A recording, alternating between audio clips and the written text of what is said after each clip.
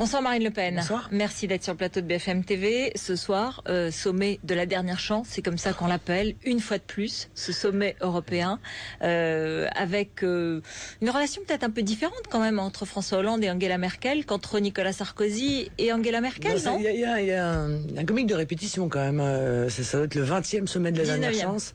19e, pardon, excusez-moi. 19e sommet de la dernière chance pour sauver l'euro. Il y en a un par mois, donc celui-là n'apportera rien de plus que les autres. Et il apportera un peu plus de rigueur, un peu plus d'austérité. Et je crois que les rapports qui existent entre Madame Merkel et Monsieur Hollande, tout ça participe du cinéma européen, parce que la réalité, c'est que l'Allemagne impose sa volonté et que, comme depuis déjà un certain nombre d'années, la France, en réalité, s'y soumet. Elle fait mine de résister, mais elle finit par se soumettre, et notamment à ces cures d'austérité à répétition qui vont frapper notre pays au moins aussi durement qu'elles ont frappé l'Espagne, le Portugal, l'Irlande avant nous, et surtout mettre en place ce mécanisme de stabilité européen, dont je vous signale quand même que c'est un engagement virtuel de 143 milliards pour la France en 2012. Nous allons les trouver où ? Vous ne croyez en aucune façon à la prévision, au pacte de croissance qui a été négocié, discuté entre Angela Merkel, Mario Monti, Mariano Rajoy et François Hollande à Rome il y a quelques jours, qui prévoit de débloquer 120 à 130 milliards d'euros pour les investissements d'avenir. La réalité, c'est qu'on s'aperçoit en regardant dans le détail que c'est pas 120 ou 130 milliards, ça va être 40 milliards sur plusieurs années, c'est-à-dire c'est dérisoire. Voilà, c'est une goutte d'eau. Tout ça, c'est pour essayer de faire passer la pilule amère aux différents peuples et pour leur faire croire qu'il suffira de marquer croissance dans un traité et de débloquer quelques milliards pour que les choses se règlent. Les choses ne se régleront pas.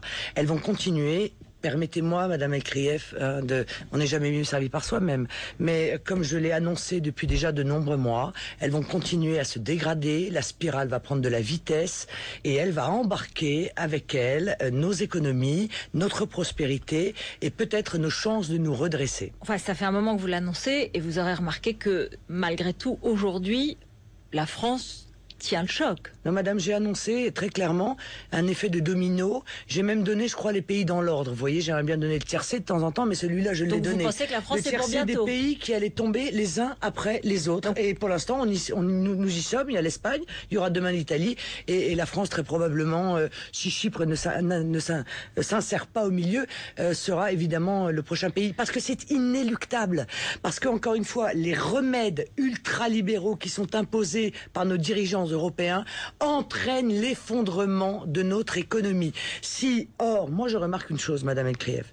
Dans la déclaration du G20, M. Hollande a fait une déclaration qu'il a signée de sa main. M. Montebourg, d'ailleurs, aurait dû ce jour-là démissionner s'il avait eu un minimum d'éthique et de conviction, dans lequel il a indiqué que dans ses 4 priorités, l'une d'elles était la lutte contre toute forme de protectionnisme. Eh bien, tant que l'on sera dans cette vision ultralibérale, tant que l'on sera dans cette vision du libre-échange, nous continuerons à nous enfoncer dans la détresse et notre peuple continuera à s'enfoncer dans la détresse. Donc vous dites aux Grecs, aux Espagnols, aux Italiens qui sont en très grande difficulté ce soir et pour lesquels François Hollande a demandé d'emblée à Bruxelles cet après-midi des mesures d'aide immédiates, vous leur dites quoi? Vous leur dites non, il faut sortir, madame, ça ne sert à rien. Madame, je leur dis l'euro n'est pas viable. Par conséquent, mieux vaut que nous organisions ensemble de manière préparée, concerter le retour à nos monnaies nationales plutôt que de subir brutalement ce retour aux monnaies nationales. Et je leur dis surtout qu'en réalité, on leur vend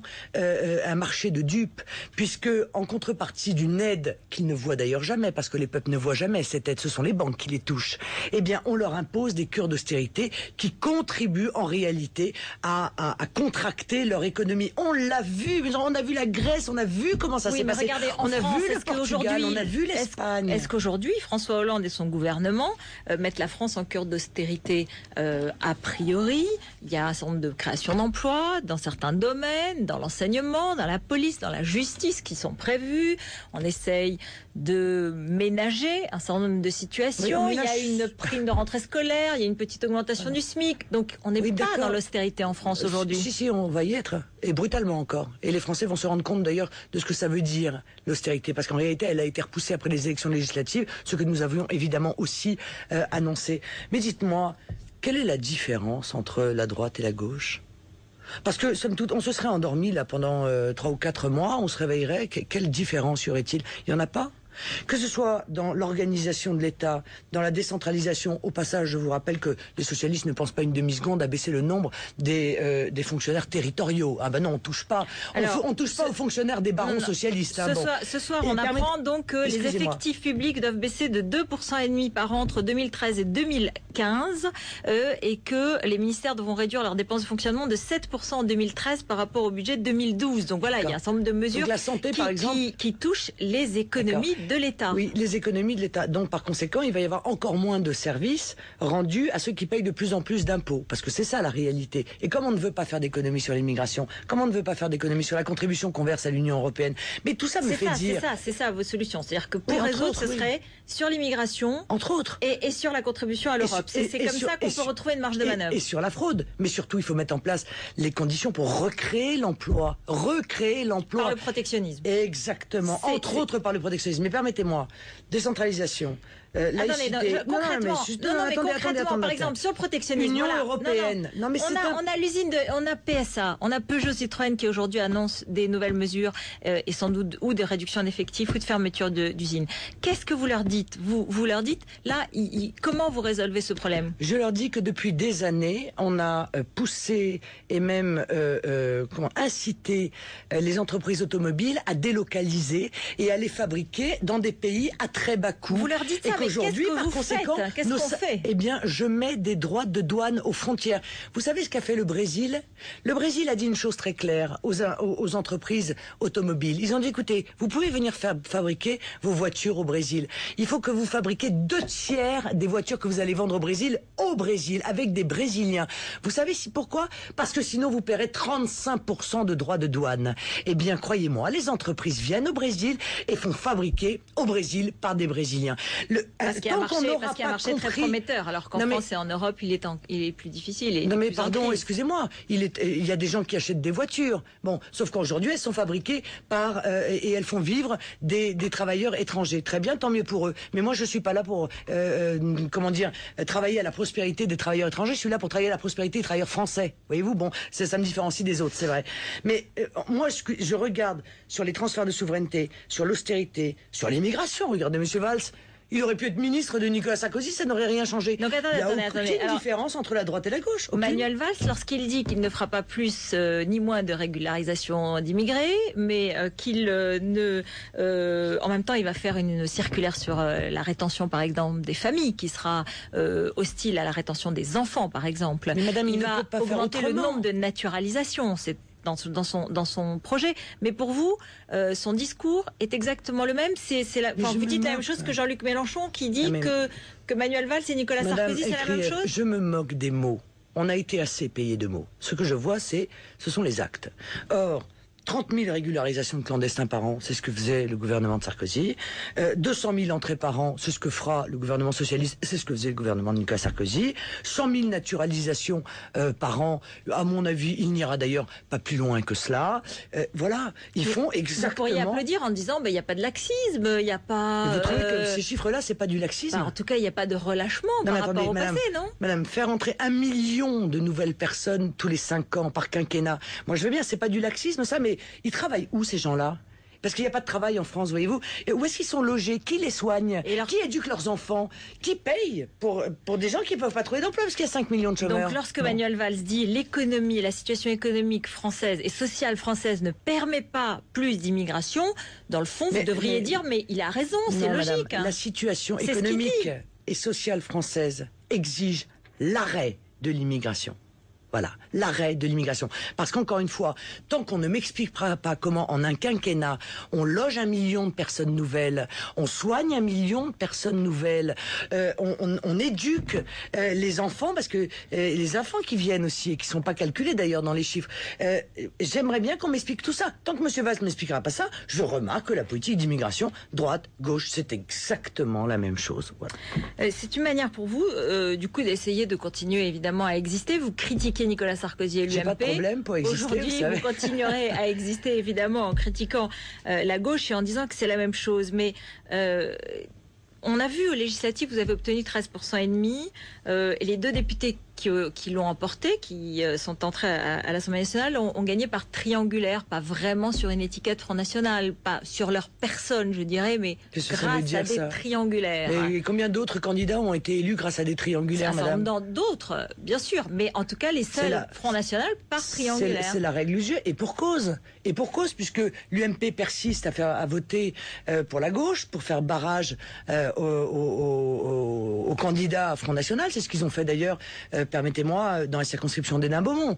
Après l'avoir redécoupé, ils ont appelé à voter socialiste. Bon, très bien, j'en prends acte, mais ça durera pas éternellement, parce que nous avons fait dans des duels 49,9, 48, 47, 46. Et par conséquent, le moment où ces gens-là basculeront dans les 50%, il est très proche. Et je continue à être scandalisé du fait que non seulement à la proportionnelle, nous aurions eu 85 députés quand même, hein. Bon, proportionnelle, qui est quasiment le mode de scrutin de tous les pays européens, sauf la France. Elle est prévue par le gouvernement de gauche, apparemment. Oui, vous pourriez applaudir. Oui, elle était aussi prévue par Nicolas Sarkozy. J'applaudirai le jour où ça se fera, si vous me permettez, parce que je ne crois plus tellement aux promesses qui sont faites. Mais quand j'entends le ministre chargé des relations avec le Parlement dire que malgré que nous ayons des députés, nous ne serons pas, nos 6,5 millions d'électeurs de la présidentielle ne seront pas entendus au travers de leurs candidates et de leurs représentantes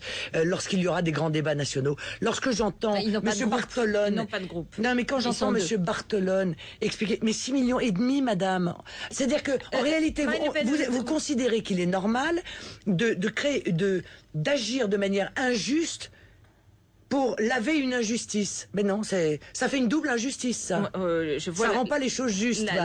Quand M. Barthelone dit que les députés du Rassemblement Bleu Marine sont des députés avec un statut à part, c'est ça les Républicains? C'est eux qui nous donnent des leçons de démocratie et de républicanisme. Qu'est-ce que vous dites à Jean-Marie Le Pen qui dit que Gilbert Collard est un roublard, quelqu'un vis-à-vis duquel on ne se sent pas obligé d'être indulgent, on peut avoir de la considération pour lui et pas de la sympathie. C'est pourtant... Roublard, moi je trouve que c'est plutôt une qualité. Et dans l'esprit de Jean-Marie Le Pen qui parle français, parce qu'il n'y a plus beaucoup de gens qui parlent français et qui connaissent en réalité la réalité du sens des mots. À ce point, il y a si peu de gens qui parlent français. Écoutez, sinon, vous voyez, il n'y aurait pas eu de dépêche AFP disant, laissant penser que ce terme était une insulte, parce qu'en réalité, elle n'est pas une insulte. Vous voyez, ce terme n'est pas une insulte. En tout cas, il n'y a pas de sympathie. Il n'y a pas de sympathie. Hein. Il dit, il peut avoir de la considération et pas de la sympathie. Oui, d'accord, mais c'est pas grave. C'est pas très. Écoutez, on fait de la politique, on n'est pas là pour partir en vacances ensemble. Par conséquent, on peut avoir plus ou moins de sympathie avec les gens avec qui on fait de la politique, mais on se bat pas